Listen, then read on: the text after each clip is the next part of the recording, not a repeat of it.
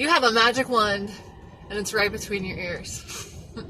I was reminded of this very profoundly last weekend. I attended, for the first time in a couple years, one of the Lakota Inipi sweat lodge ceremonies, a very powerful healing, cleansing, prayer, activation, detox protocol with these indigenous cultures. And you are in this dome space, and there's hot rocks, and you're with others, and you're very hot and you're sweating and you're chanting and you're praying, and it's for personal and global healing, and it's just an earth healing. It's just beautiful. And I had attended for quite a few, but I haven't for a couple of years because I've been dealing with some health stuff. So I've been taking a break from a lot of intense things, feeling a little bit ready. So I was like, you know what, let's end 2024 with one of these sweat lodges. And so I go, and I'm sitting in this tent, and about 5 minutes in, you know, kind of at the least intense time, because it builds, I started to wonder, what if my body really wasn't ready yet? And I threw myself into this intense situation, and I'm getting ready to sweat pretty hard for a couple hours, and it's going to get more intense. What if I get lightheaded and dizzy and pass out? What if I get sick? I don't want to disrupt the ceremony. So I had a little bit of that panicky feeling, and it was feeling intense, right out of the gate. But I remembered the sweet little song that I learned during quarantine. And the lyrics say, every little cell in my body is happy. Every little cell in my body is well. And so I chose to bring that in as my prayer.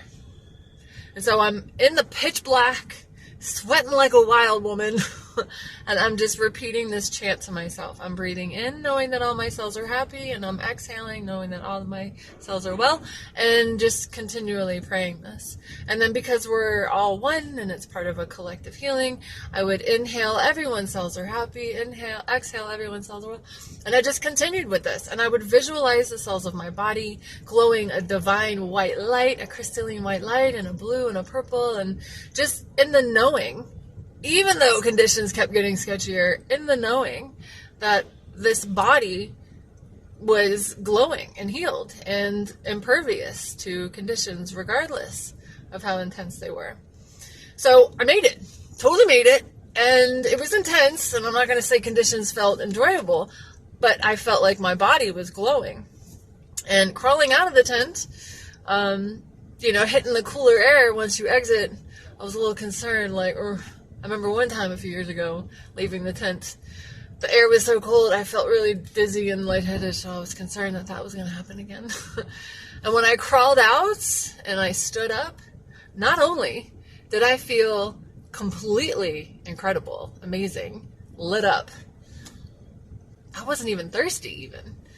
I was like, okay, I should probably drink water because I just sweat a lot, but I didn't even feel dehydrated. Every time I've left a sweat lodge, like a bunch of water, but I didn't even feel like that crazy angsty thirst. So that was incredible.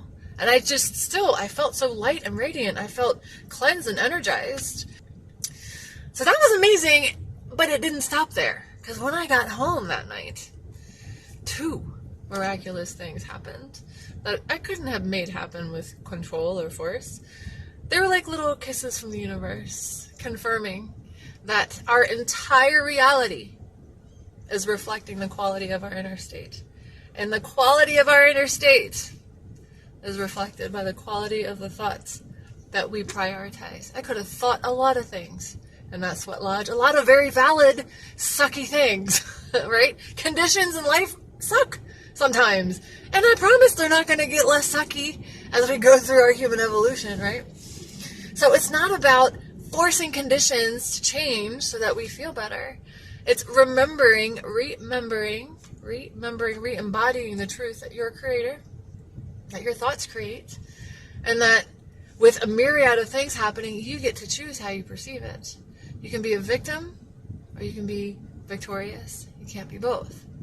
So it was just another profound reminder that if things in your life right now aren't going in a way that feels good to you, don't get seduced by the conditions. They'll very much so give you all kinds of reasons to bitch and complain.